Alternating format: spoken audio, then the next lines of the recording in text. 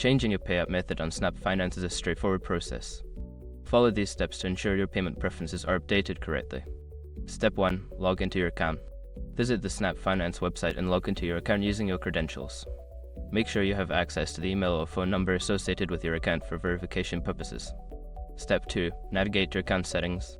Once logged in, locate the account settings or profile section. This is usually found in the upper right corner of the dashboard. Click on it to access your account details. Step 3. Select payout method. Don't continue before doing this. A lot of online accounts end up exposed and breached without people even realizing it. Use SRO to constantly monitor your email and accounts and get alerted immediately if your information gets leaked online. It scans billions of breached records 24/7 in the background. And honestly, for a few dollars a month, it's something everybody should probably have.